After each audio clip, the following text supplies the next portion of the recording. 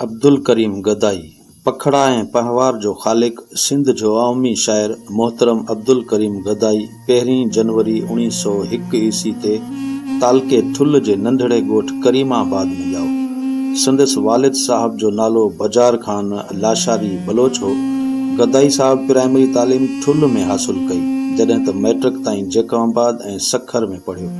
जीअं त गदाई साहब नंढड़े हूंदे ई हसास दिल ऐं दिमाग़ रखंदड़ हो, तंहिं करे गदाई साहब कांग्रेस ऐं खिलाफ़त तहरीक खां सख़्त मुतासिर थियो ऐं तालीम खे ख़ैराबा चई उन्हनि तहरीकनि में पहिरो वरिताई। शुरू में टपाल खाते में मुलाज़िम थियो, पर जल्द ई उन तां बि इस्तीफ़ा ॾिनाई। सिंध जे मशहूर उस्ताद आलिम ऐं अदीब जनाब लुत्फुल्लाह बदवी जी सोबत में शाइरी शुरू कयई ऐं गदाई तख़ल्लुस अख्तियार कयई।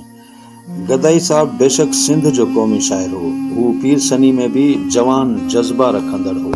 संदसि शाइरी सिंध जी वस्ती वाहण में बेहद मक़बूल रही। शुरुआत में संदसि शाइरी फ्रंटियर गज़ट, जैकबाबाद सिंध ज़िमेदार, सखर सदाकत ऐं सिंधु शिकारपुर में छपण लगी।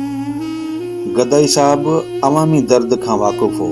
हुन हारियुनि ऐं मज़दूरनि जी पीड़ाउनि, महरूमनि ऐं साणनि थींदड़ ॾाढाइनि जो वेझे खां मुशाहिदो कयो। पुलिस ऐं ज़िमेदारनि जी ग़रीब अवाम जी रत चूसण वारे वाक़े खां भली भित वाक़ुफ़ हो। उन करे हुन जी शाइरी में ग़रीब पोरे तबके ते थींदड़ कहरी कारवायुनि ख़िलाफ़ ललकार हुई। हुन जी शाइरी में बग़ावत जा भंभट हुआ। हू क़ौमी जदोजहद जो अणथक साथी हो ऐं हमेशा क़ौमी हलचल में सभ खां अॻरो हो। गदाई साहब जी शाइरी जा 3 मजमूआ छपियल आहिनि, जिन में साणीअ जा सूर, पखड़ा ऐं पहवार ऐं पैमाने ते पैमानो शामिल आहिनि, जॾहिं त नसरी किताब खानगढ़ खां जैकबाबाद ताईं बि छपियल आहे। गदाई साहब कंहिं खां बि डिॼण वारो न हो, हिकु सचो बेबाक शाइर हो।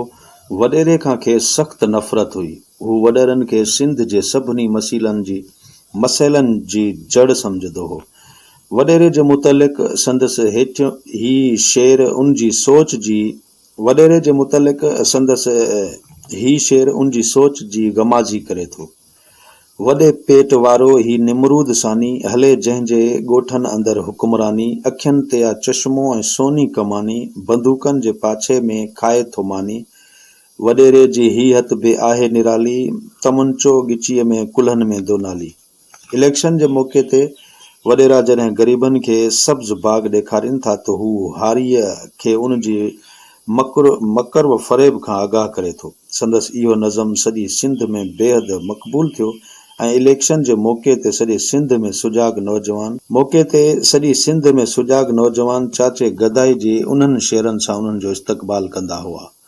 ख़बरदार हारी जो भोतार आया, पुराणा शिकारी खणी ॼार आया। मरहूम गदाई साहब सॼी उमिरि कसम परसी ऐं गुरबत में गुज़ारी, लेकिन कॾहिं बि उसूलनि ते सौदेबाज़ी न कई। संदसि शाइरी ग़रीब, ॾुतड़ियल ऐं पीढ़ियल अवाम जी तर्जुमान शाइरी आहे। हू हक़ीक़त पसंद शाइर हो, जंहिं जेको ॾिठो महसूस कयो उन्ही खे ई शाइराणी अंग में पेश कयो। खंड अटो गिह अणलब आहे, कपिड़ो चोट चढ़ी वियो, हर शइ जो थियो मुल महांगो, कीअं कजे पूराई। रस्तनि ते रुलंदा था ॾिसजनि केई अंग उघाड़ा, माण्हुनि जी मजबूरी ते अॼु दिलि आ भरिजी आई। गदाई साहब जी शाइरी हर दौर जी शाइरी आहे। हिन वटि पंहिंजी क़ौम जी अमन ऐं ख़ुशहाली जो ख़्वाब हो। हू जॾहिं पंहिंजी क़ौम जी इख़लास खे गुरबत खे ॾिसंदो हो त तड़पी पवंदो हो। हुन वटि पंहिंजी क़ौम ऐं क़ौम जे नौजवाननि लाइ महिनत जो पैगाम हो। ज़िलत खां जल्द निकिरी उथ, बावकार थी वञ, हस्तीअ जे सर वर्क जो नक्श वंगार थी वञ, पुरज़ा करे भनी छॾ ही कासाई गदाई, सारे जहान जी हाणे उथ कर तूं रहनुमाई।